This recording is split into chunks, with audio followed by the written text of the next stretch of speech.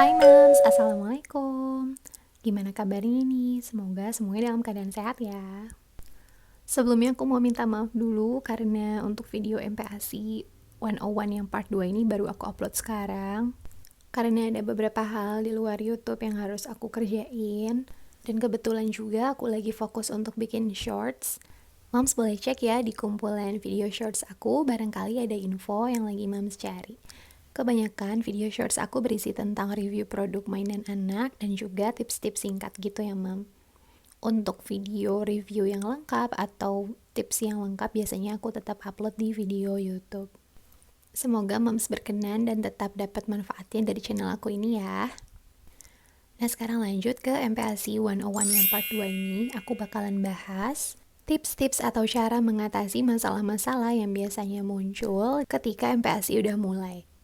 Masalah-masalah yang aku bahas ini insya Allah udah aku filter dari yang terbanyak ditanyain. Jadi aku harap banyak juga pertanyaan Moms yang terjawab di sini ya.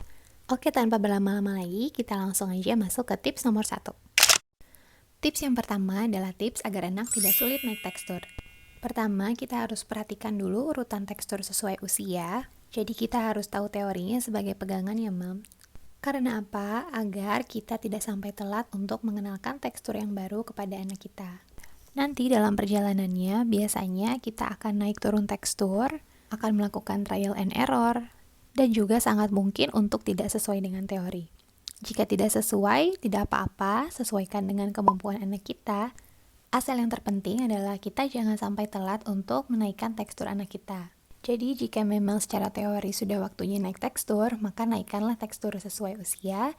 Tapi jika anak belum bisa menerima, maka turunkan dulu teksturnya sedikit demi sedikit sampai kita menemukan tekstur yang dapat diterima anak kita. Yang penting jangan sampai telat karena itu akan mempengaruhi kemampuan oromotor anak kita ya Mams. Bisa mempengaruhi kemampuan bicara anak kita juga jika kita telat menaikkan tekstur. Di fase ini juga biasanya kita akan menemukan GTM yang pertama ya Mam. Jadi sabar dan berdoa agar kita cepat menemukan tekstur yang pas. Selanjutnya kita masuk ke tips nomor 2, yaitu tips mengajarkan anak pakai sendok. Menurutku mengajarkan anak untuk makan sendiri itu penting ya Mam. Karena selain memang untuk mengasah kemandirian dia, dengan makan sendiri pun kedepannya akan sangat membantu kita. Sebelum kita memperkenalkan dengan sendok, bisa sambil kita perkenalkan dengan snack finger dulu sebelumnya. Jadi snack finger ini tujuannya untuk memperkuat genggaman dia ya Mam. Nah ketika anak udah mulai punya grip yang kencang, bisa kita kenalkan dengan sendok bergagang seperti yang ada pada gambar ini. Kalau belum, bisa awalnya pakai sendok biasa saja dulu seperti yang kita pakai untuk menyuapi si kecil. Nah, kapan waktu yang pas untuk mengenalkan anak pakai sendok? Jawabannya adalah sedini mungkin. Jika anak memang awalnya cuma pegang-pegang aja, itu pun gak apa-apa banget ya Mam. Karena pada saat awal-awal, anak pun pasti akan bingung fungsinya sendok itu untuk apa. Nah, dengan dia pegang-pegang seperti itu, sambil terus kita tunjukin cara fungsi pakai sendok, lama-kelamaan insya Allah anak kita akan paham dengan sendirinya. Selanjutnya kita masuk ke tips nomor 3 yang menurutku adalah tips yang sangat penting. Karena tips ini insya Allah bisa menghindari anak kita menjadi picky eater atau pilih-pilih makanan. Jadi tips nomor 3 ini adalah cara mengenalkan anak dengan makanan baru. Yang pertama adalah jangan tunda untuk kasih variasi makanan ke anak kita. Karena jika semakin ditunda, pemaparan atau exposure akan makin sulit. Karena makin besar, anak juga makin jago nolak ya Mam. Jadi ketika anak kita masih 6 bulan atau masih belum berdaya ngapa-ngapain, itu adalah kesempatan emas kita untuk mengenalin berbagai jenis makanan. Dengan mengenalkan makanan yang bervariasi, itu juga bisa menurunkan resiko alergi ya Mam. Nah, kalau anaknya udah terlanjur besar, misalnya udah di atas 1 tahun ke atas, gimana cara ngenalin makanan baru ya? Kita bisa dengan cara jangan selalu berikan makanan kesukaannya atau makanan favoritnya. Itu jangan dikeluarin setiap hari ya, Mam. Boleh dikeluarkan sebagai appetizer aja atau pembuka, atau sebagai display aja di awal. Yang fungsinya ini biar anak itu adrenalinnya nggak keluar ya Mam. Jadi kalau misalnya anak udah dikasih makanan baru, itu biasanya adrenalin dia tinggi, jadi anak itu lebih cenderung untuk nutup mulutnya. Nah dengan kita mendisplay makanan favoritnya, setidaknya adrenalinnya itu tidak setinggi itu sehingga anak akan menjadi lebih enjoy dan mau terbuka untuk mencoba makanan baru. Biasanya dengan cara seperti ini, setelah makanan favoritnya habis, anak mulai akan berani memakan makanan barunya atau mungkin hanya memegang. Nah, jika sudah seperti itu udah bagus banget ya, Mam. Meskipun pada akhirnya makanannya dilepeh, itu nggak apa-apa banget, karena artinya anaknya udah pernah terkena makanan itu sekali dan itu akan masuk ke memori alam bawah sadarnya dia. Selanjutnya, pengenalan harus dilakukan saat anak fokus, seperti misalnya ketika dia duduk di kursi. Ini dia menurutku kenapa feeding rules itu penting, karena feeding rules itu bisa membuat anak mindful terhadap apa yang dia makan, sehingga membuat proses makan itu menjadi menyenangkan untuk anak kita. Ketika memberikan makanan baru juga, suasananya jangan tegang, kita harus tetap happy, enjoy. Dan jangan berekspektasi terlalu tinggi. Pokoknya apapun respon anak kita tetap harus apresiasi sekecil apapun usahanya, meski pada endingnya makanan itu dilepas sama dia. Karena setidaknya anak kita udah mau mencoba.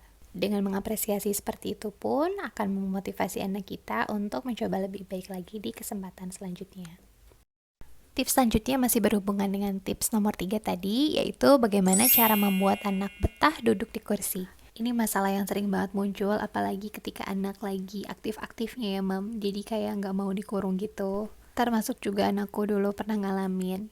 Dan akhirnya anakku 2 bulan full makan sambil jalan-jalan.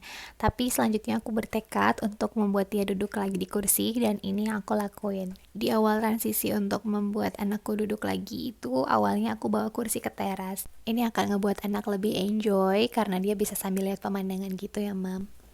Agar anak tetap betah duduk di kursi tanpa nonton TV, kita bisa banget dengan cara ajak anak ngobrol dengan ceria, memainkan intonasi yang menarik sambil berekspresi. Bisa juga dengan bernyanyi lagu kesukaan dia.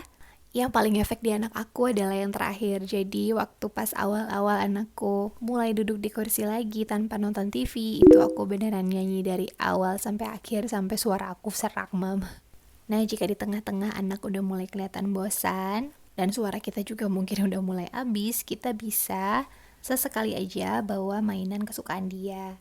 Misalnya mainan figurin. Kayak waktu itu anak aku lagi suka ayam sama bebek, jadi aku bawain mainan figurin sambil dia makan, dan dia lumayan betah duduk di kursi sambil megang mainannya itu. Terus ada juga momen dimana anak aku lagi suka buka tutup mangkok gitu, jadi aku bawa aja tutupnya, terus sambil dia mainin buka tutup sendiri di meja makannya. Nah, tapi saran aku, dari awal mainan ini jangan dikeluarin dulu ya, Mam. Jadi kalau misalnya udah benar-benar darurat keadaannya, baru kita bisa bawa mainan itu. Selanjutnya juga yang gak kalah penting adalah pilih kursi yang nyaman. Jadi kaki anak itu harus berpijak ya, Mam. Jadi pastikan kalau anak duduk di high chair, itu kakinya berpijak pada pijakannya. Nah, itu dia 4 tips yang bisa aku share yang mungkin insya Allah berguna bagi para moms yang sedang menjalani MPASI. Aku mau nambahin sedikit catatan untuk poin nomor 3 yang berkaitan sama makanan favorit anak ya, Mam. Jadi kalau bisa kita di awal-awal itu punya catatan makanan apa aja yang anak kita suka banget, yang anak kita suka aja, dan yang anak kita benci. Dengan adanya catatan ini, kita biasanya nggak akan bingung besok mau masak apa, dan juga nggak akan bingung mau ngedisplay makanan apa sebagai makanan awal ketika kita mau mengenalkan si kecil dengan makanan baru. Oh iya, pengenalan makanan baru itu juga nggak bisa cuma sekali ya, Mam, tapi harus berkali-kali. Karena berkaca dari pengalamanku pun, anak aku itu baru bisa nerima tekstur ayam itu mungkin di percobaan ke-50 mungkin ya, Mam. Saking nggak kehitungnya. Dan juga mulai nerima tekstur bakso, buah-buahan, dan beberapa sayuran seperti tomat itu juga di percobaan yang kesekian kalinya. Jadi intinya terus paparkan, karena jika percobaan pertama anak menolak, itu bukan berarti dia nggak suka ya, Mam. Bisa jadi dia memang masih belajar. Maka dari itu kita juga jangan nyerah, biar nanti anak kita mau makan apa aja. Kelihatannya memang ribet ya, Mam, dan capek gitu. Tapi ya memang begitulah punya anak, ya pasti capek ya, Mam. Tapi menurutku lebih baik sulit di awal daripada di akhir, karena biasanya sulit di akhir akan lebih sulit. Toh yang namanya besarin anak pasti capek ya, Mam, gak ada yang gak capek. Oke, jadi segitu dulu sharing dari aku tentang MPASI 101 part 2 ini. Entah akan ada part 3 atau enggaknya. Kalau Mams ada pertanyaan, boleh tulis di kolom komentar ya. Makasih udah nonton sampai akhir. Assalamualaikum. Oke, sekian dulu video kali ini. Jangan lupa like, comment, subscribe, dan share sebanyak-banyaknya ya. Makasih.